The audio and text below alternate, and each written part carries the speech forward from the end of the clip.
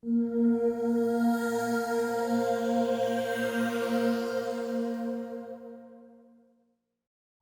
you demand that I treat you with tenderness? Am I not worthy? Me, this spoon, and this bullet. This is the face of things. You are merely and wonderfully an example. Still an open question about what is tenderness? This emergent idea.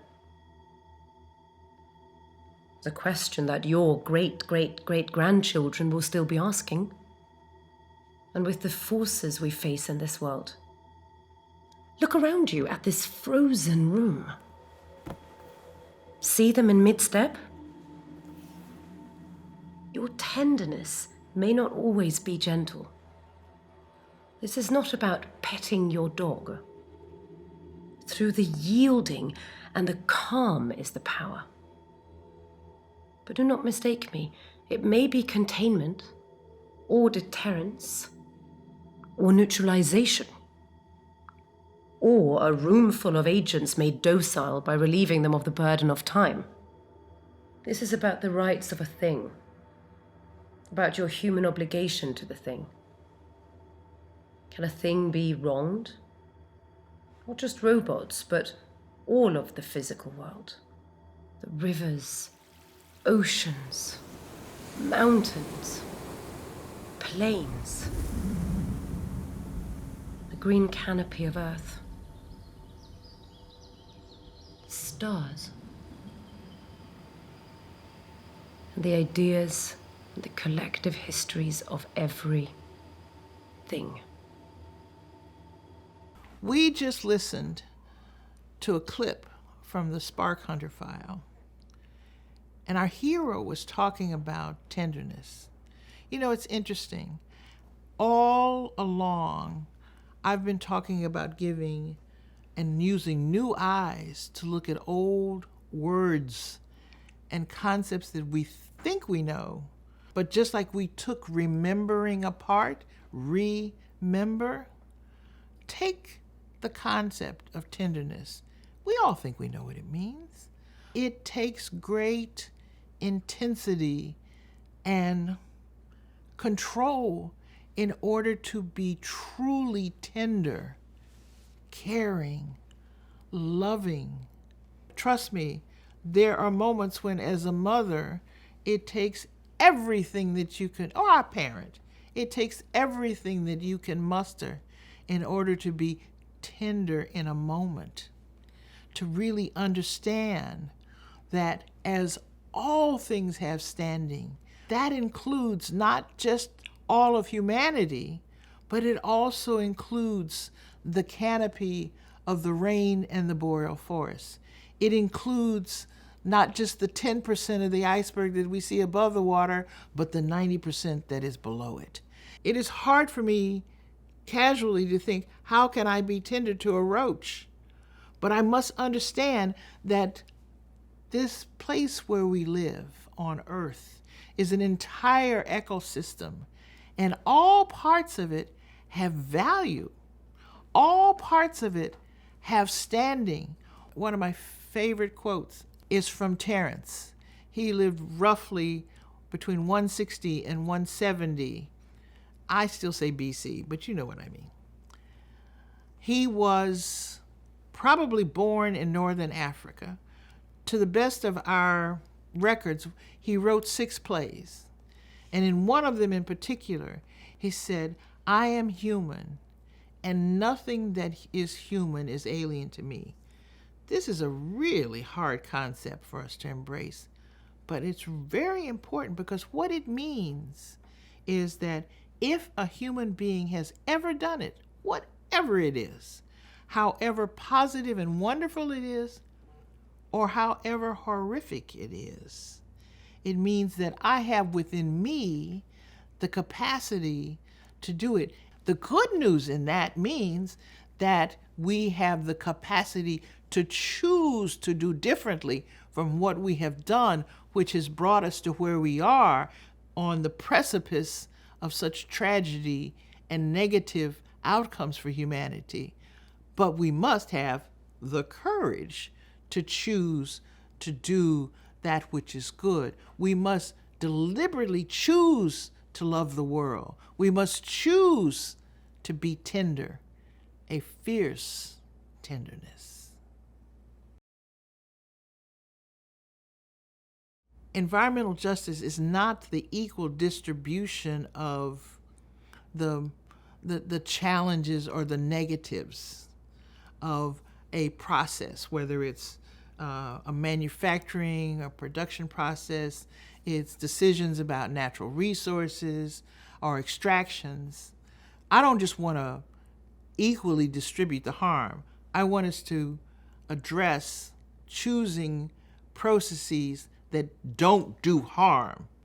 And I know there are those who think that these are unintended consequences. But if you have, like so many of my colleagues, spent years looking at what has happened to communities where there's a legacy of decisions that were made by officials, whether at the county level or the state level, municipal level, federally or internationally, that put entire populations, entire communities as nothing short of sacrifice zones, that people made decisions knowing full well that it would result in harm, death, problems. And if we are going to bring this tenderness that we've talked about, if we're going to bring this love, if we're going to acknowledge and admit that all things have standing, environmental justice must be centered at the heart of our decisions going forward. This is part of the humility that we must bring to looking at the 21st century as the justice century. I wanted to tell you about this one example of when you know better, you should do better. Now, when Senator Bennett Johnson was leaving, retiring and leaving the Senate from Louisiana, he came up with an idea to create a company called LES, Louisiana Energy Services. And I have my way of saying things, but I would say, I'm a fifth generation Texan, bless his heart, because he wanted to, we had the issue with nuclear power of what do you do with the spent uranium rods? Now, the two countries that used nuclear energy as their generation source for electricity at the time were France and Japan. And they wanted to have some place to bury the spent uranium rods. Now, I think it's interesting to choose Louisiana, a place that has a water table so high that they don't even bury their dead in Louisiana for a long period of time, but to think you're going to bury something for 5,000 years wouldn't be my first choice. I'll just leave it that way. But I remember being at an event one night, because I'm now putting in how all of these factors come together. An economic decision, someone, wanting to, well, I'll be generous. I'll give you. Say you really were going to be able to create jobs. Never mind, when we did the reality test, the people who lived in that unincorporated Black community only had, on the whole, an educational base that would have taken care of 2 of the proposed jobs. And they were custodial jobs, and they could already do those. But let's continue. The community was going to discuss this to see, did this make sense?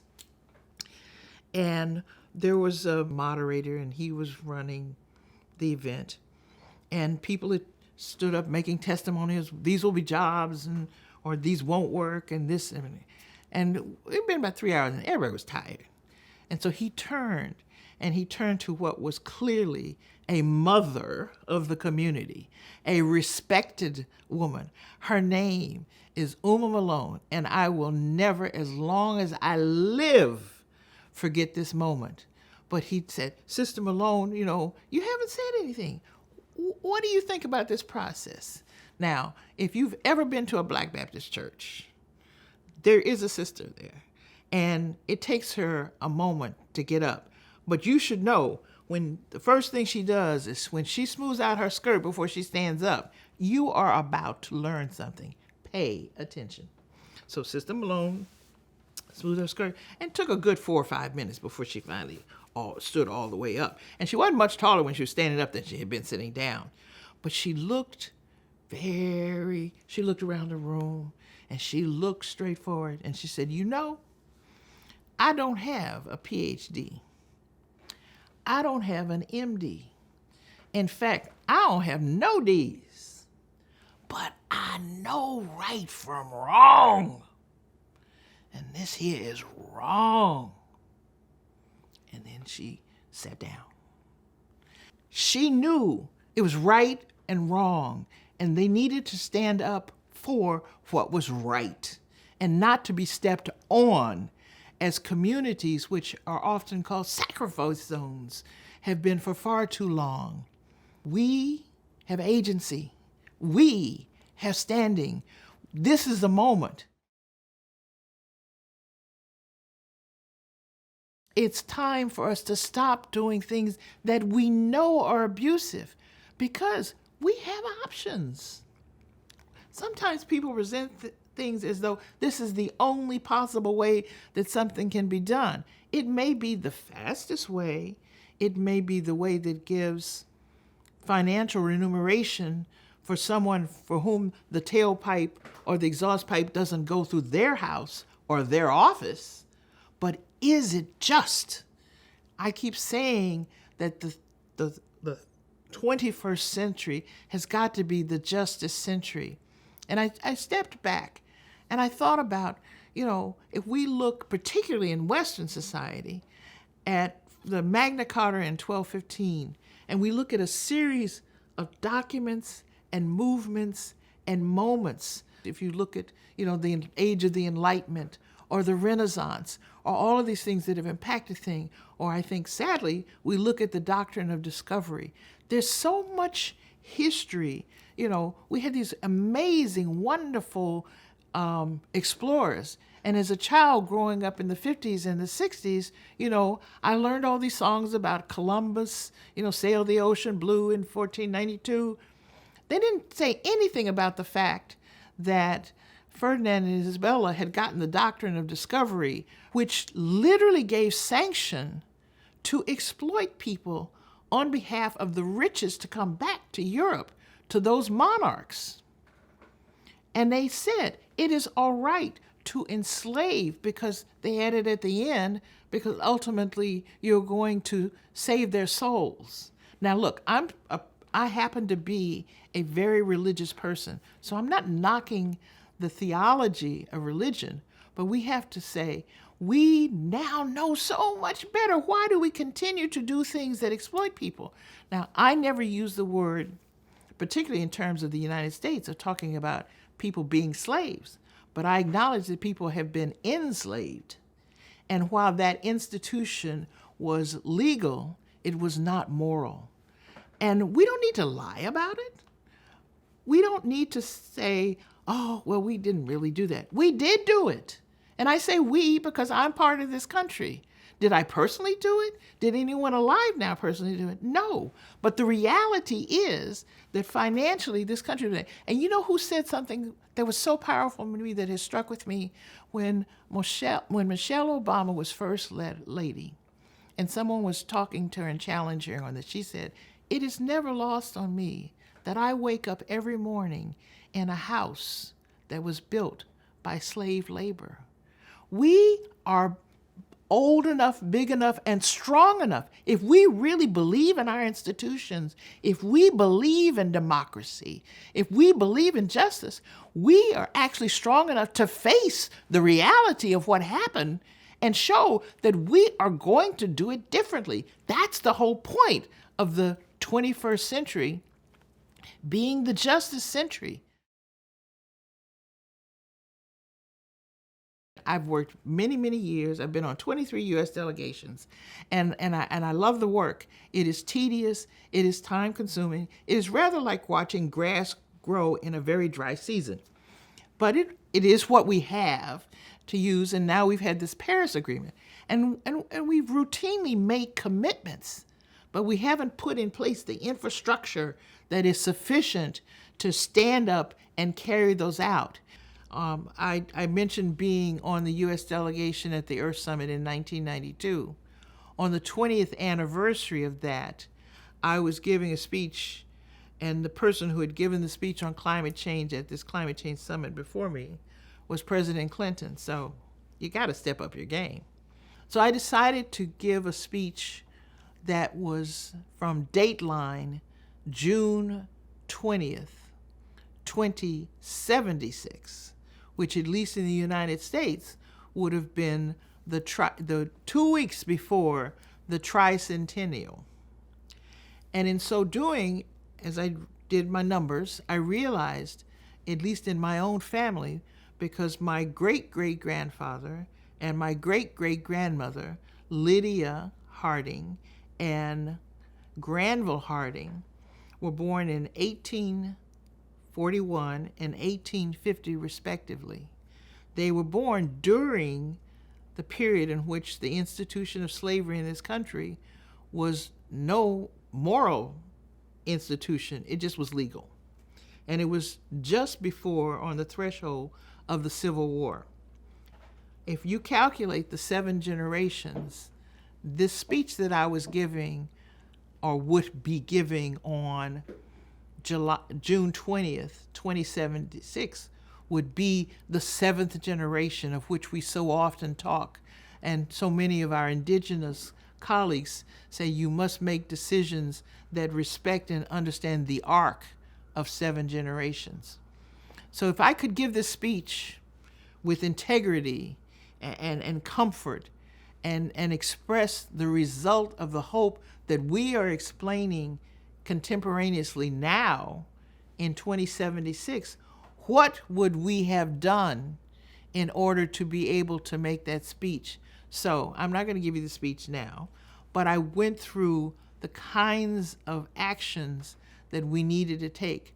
Almost all of them. They had clearly changes in terms of addressing fossil fuels and manufacturing plastics and a whole host of other things. But much more, they were how we engage with each other, how we embrace and how we love each other, all of us, how we respect each other, how we push away the biases and barriers that we unfortunately have all too often brought to the other, to the unknown, to the immigrant, to those who were in poverty, whose educational level, whose skin color was different, whose choices were other than ours. How do we move all of these blinders that keep us from being engaged with each other in a way that is supportive, that is nourishing, all those things that I talked about before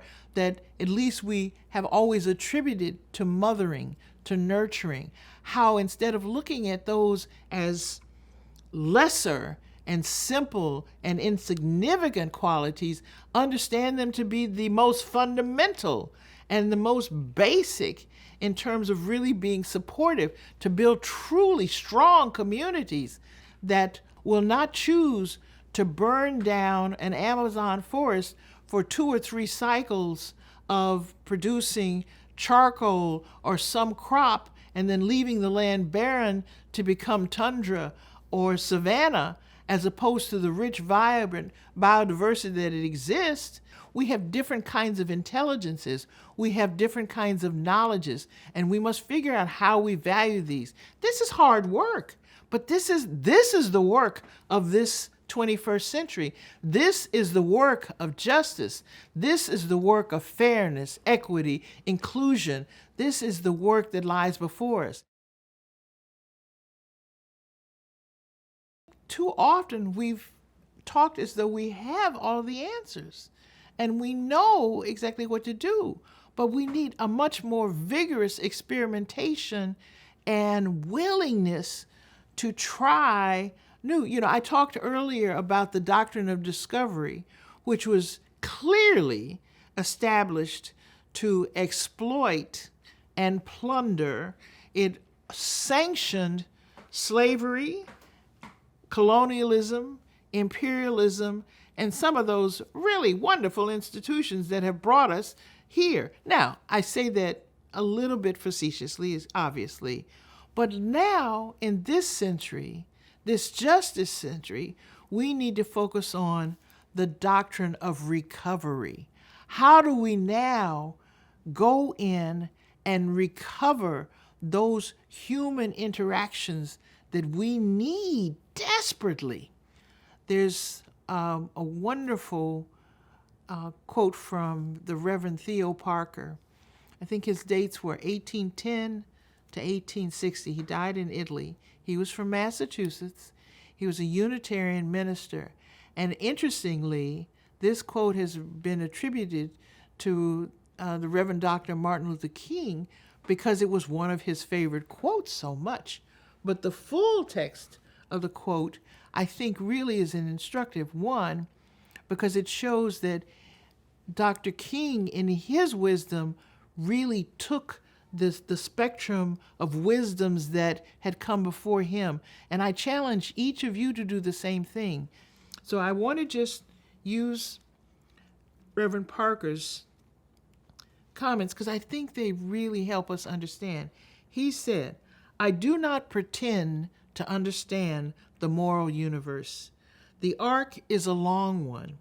My eye reaches but little ways, and from what I see, it bends towards justice." And that's the way in which I've tried to help us see that this century, this 21st century, must be the justice century.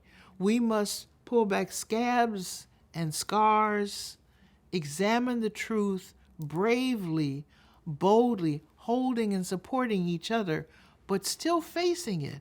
And I hope you'll think of where have been the moments, where have been the opportunities when you could step up, step in, and live to the fullest the opportunity to make our world better, to make the future, to create the future that we want to have. Each one of us has within us, as we said with Terence, that capacity to do it if a human has done it, but we also must choose. So I leave you with the question. I leave you with the choice. I hope, I have faith, I'm optimistic. I believe you will choose that we will, as a society, when it comes to the time for that speech at the tricentennial, we will have done, not just in this country, but globally, we will have done the things that will allow us to pass on in the 7th generation to our children, just as I hope to have passed on to my children the inspiration, the power, the commitment to know that they have a responsibility, that they have an obligation, but they have the capacity to meet it. So I leave in your hands the decision. It is a choice. I believe we will make the choices that we need to live sustainably on earth. Thank you.